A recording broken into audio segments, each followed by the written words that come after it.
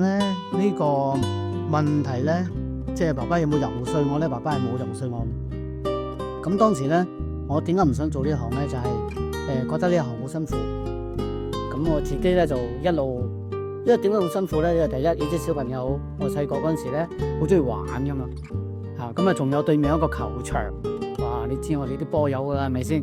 出去口哨啊，用言語啊，咪眨下隻眼啊，咁啊就叫你出去玩啊，唔得，要睇檔，所以咧就好憎嘅。咁我覺得，咦？咁你唔睇檔冇飯食喎，咁樣，咁於是咧就不如我自己俾啲心機去讀書啦。所以咧我一路睇檔一路揸住本書，咁啊去讀好嘅書，希望能夠將來揾到份好嘅嘢做。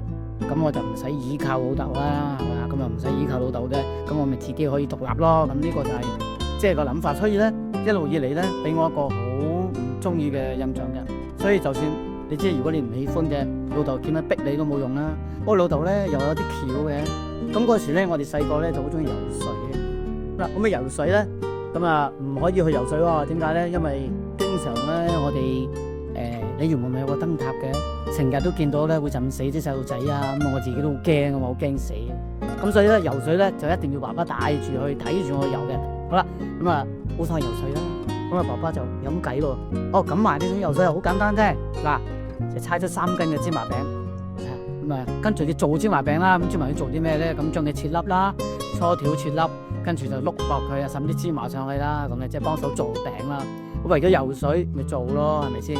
好啊，咁啊做。咁嗰時咧就慢慢咧就會，即係你當係參與嗰時咧，你唔會覺得係好厭惡咧，因為做完之後你會有 bonus 啊嘛。咁佢慢慢咧耳濡目染咧，就對於做餅咧就有少少興趣，因為覺得幾得意，係咪啊？又碌薄佢啊，又加芝麻，跟住食起上嚟又好香好食啊咁樣。咁所以呢個咧就係慢慢潛移默化啦。咁頭先嘅問題就話佢冇逼你或者用啲咩方法咧，係完全冇嘅，因為嗰時佢主力都係希望能夠揾到食，咁可以增加屋企嘅收入啦，係啦。咁點解嗰陣時咧你聽到水上人啦，佢哋喺船嗰度咧出去攞魚嘅，咁點解佢哋水上人咧通常一生咧都生5個6個7個，有啲人叫做阿十二，佢生成12個細路仔嘅，所以咧最多尾個細路仔叫十二，即係唔改名啦，阿10啊9啊咁樣啊。原因係咩咧？就係自己人咧係最好嘅幫手。你請人哋又未必一定幫到你手，咁啊而且人工又貴，自己細路仔係最好嘅。咁啊，所以咧我覺得啲傳統嘅行業咧係好難去傳承俾下一代，因為我自己見到老豆咁辛苦，仲要逼埋你做喎，就冇得玩喎，咁所以咧係好難好厭好呢個。咁啊，所以老豆唔好話講傳承啦，佢叫我做我都唔願意，咁點可以做到傳承咧？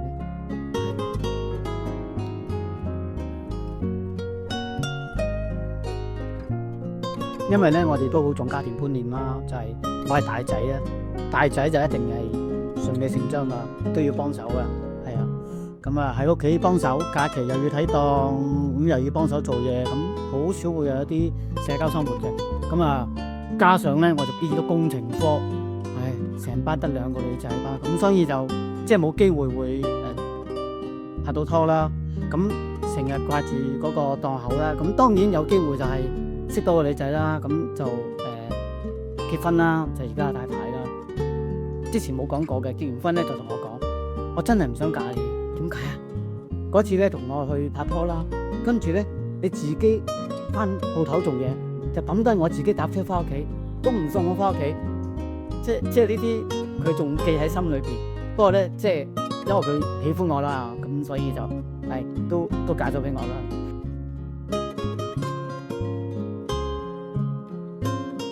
咁啊有一日咧落雨咧，我就去咗個同學小學同學屋企。嗰小學同學咧，佢就好中意影相嘅。喂，我俾啲沙龍你睇下，咁我未去過旅行，咁我睇下嗰啲相片都好啊，望到等於去咗啦咁。咁喺中途咧就去屋企，就落雨，你知淋唔知擔遮咁。咁落雨喎，咁啊佢屋企就喺對面嘅啫。咁啊行幾個路去佢屋企噶啦，咁又唔使遲到喎。正想衝過去好啊，定唔衝過去好咧咁。咁隔離有個女仔喎，你係咪想過對面啊？即係埋你啊咁。再望望呢個女仔。好咁啊，即係唔過去之後咧，梗係好想識佢啦，但係又唔夠膽喎。哦，拜拜咁樣，咁啊算啦嚇，就有啲失望啦。結果上天好奇怪，咁啊去到門口，咁啊敲門啦，又見到佢又嚟敲門咯。咁啱嘅咁樣，原來佢都係被我同佢邀請嘅，不過我唔識佢啫，咁就咁樣結咗緣咯。咁啊，即係呢個就係我哋相識開始啦，咁啊慢慢拍拖咯。呢個就係我嘅大佬。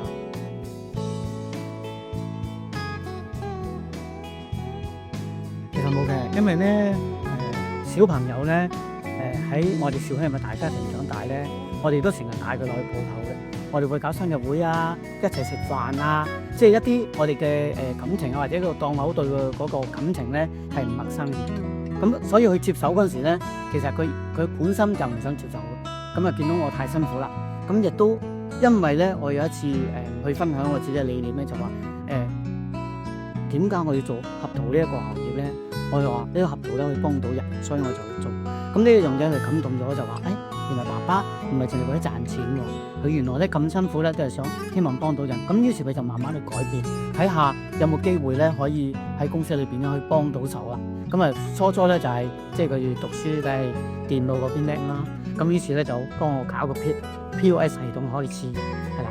咁啊慢慢咧就係參加公司一啲我哋嘅行政啊處理啊咁，所以我係冇去逼到佢去接手。好咁，既然佢有呢個咁嘅底蘊咧，即係其實對公司都認識咧，咁所以喺成個運作上邊咧，我哋唔會話太多衝突。當然意見一定有嘅，係啦。譬如話呢個 project 做定唔做啊？我話會輸啊，佢話唔會輸啊。同埋咧，大家都知道年青人咧有好多唔同嘅諗法嘅。譬如話，喂，揾 YouTuber 拍片，我拍咩片啊？嘥錢啦，係咪啊？將啲錢俾咗去俾我啲會員平啲俾佢好過啦。拍咩片都拍完片抌到落去，個 YouTuber 我保證你收幾多錢啊？冇噶，老豆，冇咪唔好做咯咁。但係佢又堅持去做啊，係咪啊？咁咪即係好嬲啦，係咪先？咁呢啲就會有啲咁嘅衝突。咁啊，另外咧，當然佢亦都講咗嘅，佢話放心啦，老豆，我唔會將你嘅身家輸咗嘅啊，我自己都會好小心嘅咁。即係都感覺到就係大家都係有啲默契嘅。咁我自己亦都比較開放，但係你識我都知，我比較開放人，中意試下啲唔同嘅新嘢嘅。咁啊，我亦都諗咧就話，OK 啊，呢單嘢輸就輸幾多啫？咁啊，最多俾個冚頭埋牆，選咗個額頭 OK 啦，唔死得得噶啦。咁我都好放手俾佢去做嘅啲嘢，輸咗錢咪輸咯。因為我自己都有個經歷嘅，因為以前咧爸爸咧都放手俾我去做呢個，即係我決定翻嚟幫你手嗰陣時嘅，就幫去揾啲靚額度，俾人呃咗好多次。